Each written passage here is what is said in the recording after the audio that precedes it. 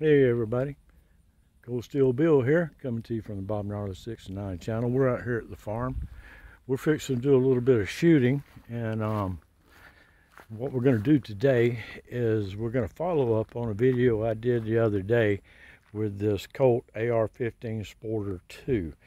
And this is a 1985 pre-band, and I've got it outfitted with a 22 long rifle subcaliber device, and I've got a mix of 22 rounds, and I've got some that are all subsonic, and I've got some that are mixed, like this one right here. Now the subsonic ones they'll cycle, but they won't recock it, and I haven't shot any of the hotter rounds through it to see if it'll recock the weapon. So that's what we're going to do. We're going to get out here, we're going to shoot just a little bit. I got the toxic fume collector on the end of it, and we're about 125 yards from the target. Normally I'll shoot over there under the tractor shed in the shade, but right now it's hot and there's a little bit of a breeze, and it's not so good over there, so I didn't want to sit under that tin roof and shoot. But right here's where we're going to be shooting from, that chair, and well, that's what we're going to do. All right, again, welcome to the Bob Gnarly 6 and 9 channel. I am Colt Bill, and we're going to shoot a little bit, a little plinking. Cool thing about these 22 subcaliber devices, they'll run you about $250. Now the price on these things have not gone up in almost 20 years. They pretty much stayed right where they're at. Maybe behind the last couple of years of chaos and shortages, they may have gone up. I've had this one a very long time. Bought it from an old company commander. Thank you again, Captain Rudd.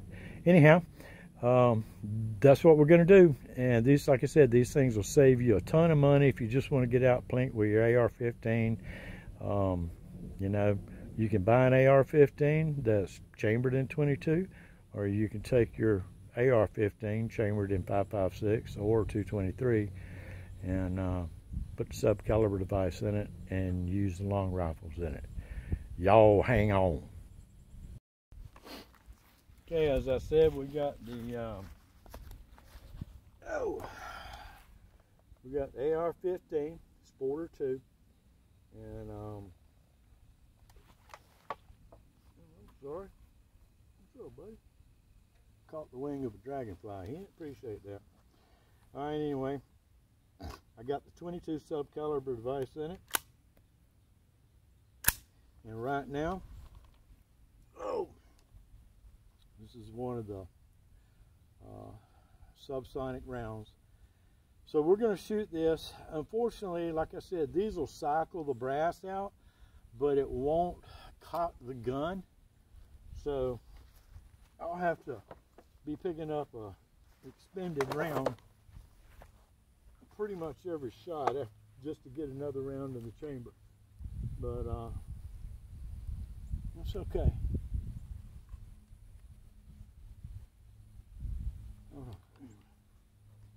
I'll probably have to find me a different way to shoot also.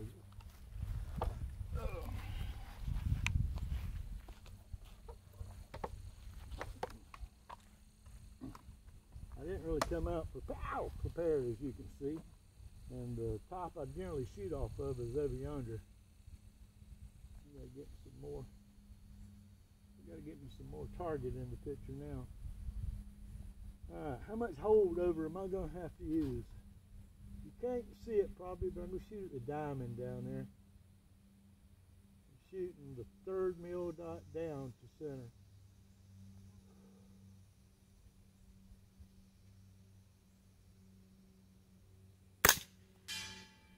All right, I hit it.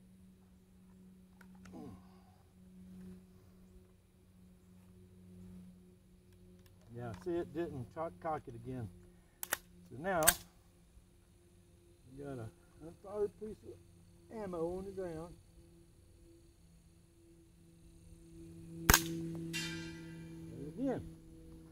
And again, I'm using the 3rd mil dot up.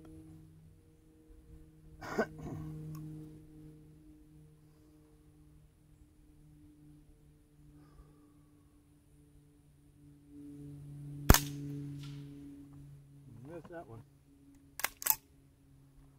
Uh-oh.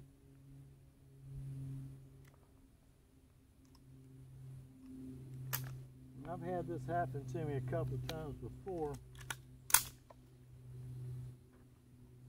where it didn't eject the brass.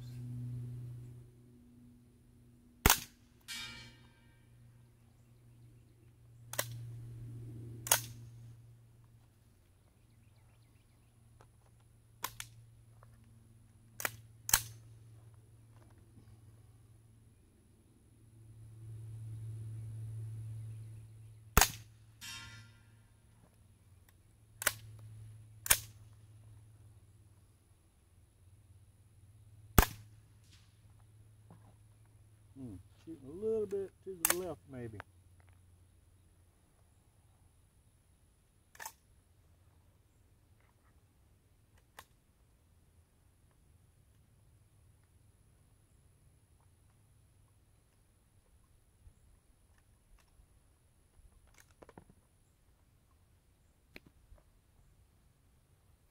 I'm getting a collection of brass down, or gun ammo down there.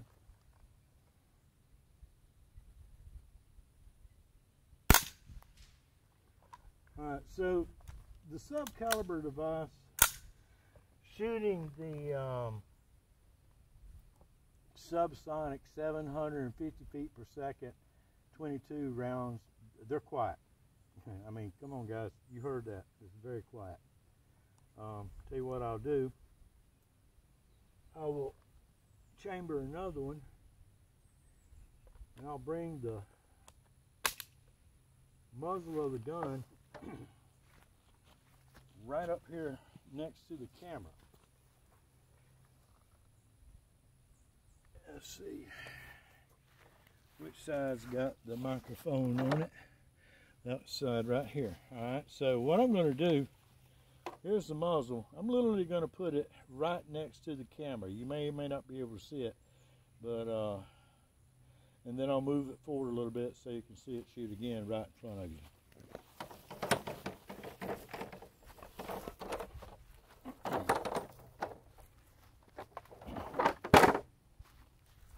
All right, here's the first shot.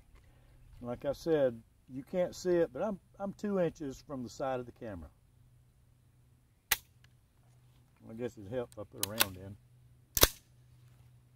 All right, here we go. 2 inches from the microphone on the camera, and I'm even with the side of it.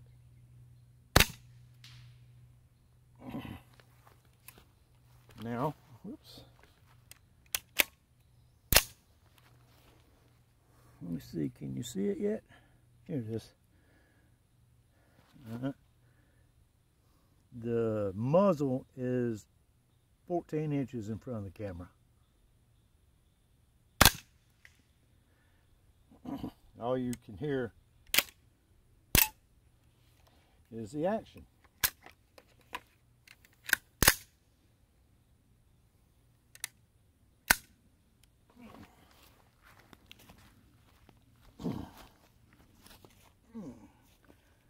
I'm 3 foot in front of the camera.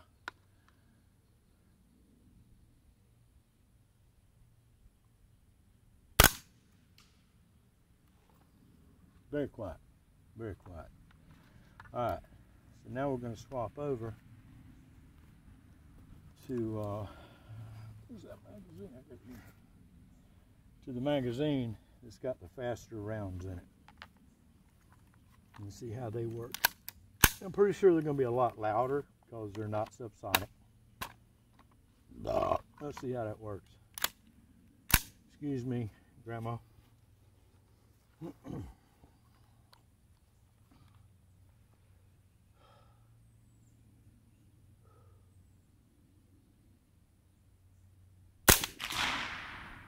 A hell of a lot louder. A whole lot louder. And actually, I think it might have cocked it. Yeah, and see that next one was a subsonic. I think this one is too.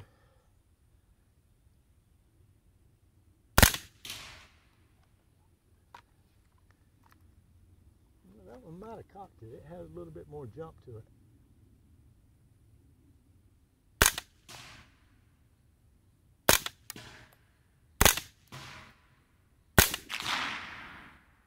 a little hotter. Oh yeah, I did, when I was loading this magazine,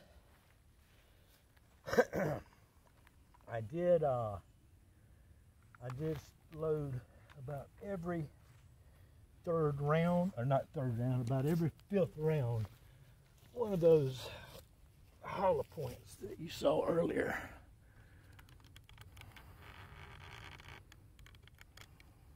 Yeah. For those of you that get annoyed with this, I do not edit my videos, so it is what it is.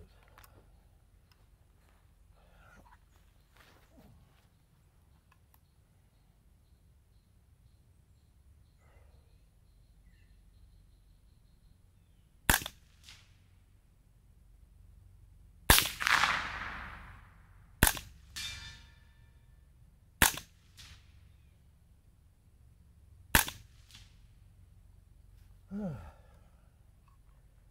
I could edit my shooting.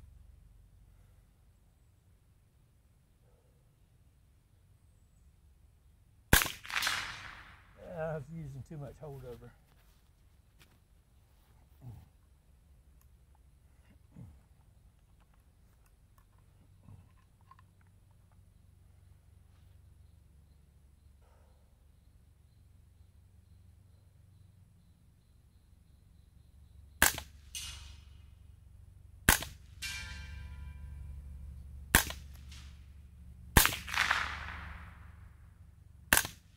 That fifth round again.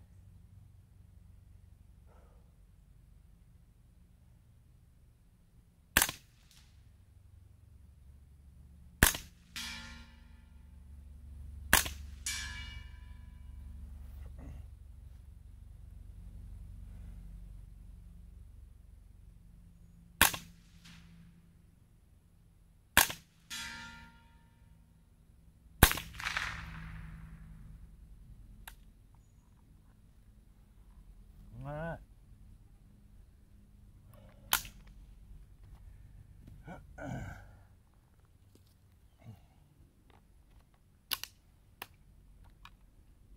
These are the 710 feet per second. They're extremely quiet, and they'll cycle the spent case and reload around, but it doesn't come far enough back to recock the weapon. But well, let's see. Hadn't been doing it.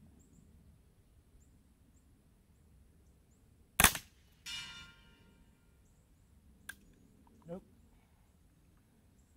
See. Last round. Alrighty. Well, that wasn't bad at all. And of course, you know, the rounds that were not subsonic, you could hear them downrange. Okay. But the ones that were subsonic, all you could hear really is the mechanical cycling of the gun. Yeah. I brought some 223 ammo out with me, and I was going to pull this bolt out and then run a few rounds of 223 or 5.56 through it just to see. Last time I did it, I had a baffle strike and it knocked the end of it out, but I've redone the inside of it since then, and lo and behold, I left my bolt at the house. So I'm going to take that as karma saying, no, not today. So, but I am Cold Steel Bill, and I am, getting fucking old. Hey.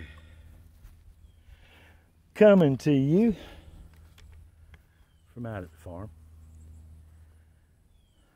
I'm glad you guys joined me today. Here. And God bless you, okay? Au revoir, mi amigos. Adios. Just want to bring you out with me and shoot that little carbine there with the 22 subcaliber device in it. I really enjoy it, and it saves a lot of money shooting those rather than running the 5.56 or 223 through it, which I do plenty of that also. So if any of you live in or around the Panhandle area, I have a Lee Pro 1000 that you come get it. It's yours, man. I had no luck with it, and after I had a primer blowout with it, which some people say, well, that ain't nothing, I've had that happen. That's cool. I'm cool. I'm okay with that for you, but not for me. So with that said, if you want it, shoot me a message, and I'll meet you. I live in Bonifay, Florida, which is 100 miles east of Pensacola and 100 miles west of Tallahassee and 45 miles north of Panama City Beach, 30 miles south of Dothan, Alabama. So if you're in the viewing area and you would like a Lee Pro 1000 with all the gizmos to go with it, you're welcome to it. Send me a message, and we'll get together on it. So with that said, au revoir, amigos. Adios. Thank you for joining me today. Bye.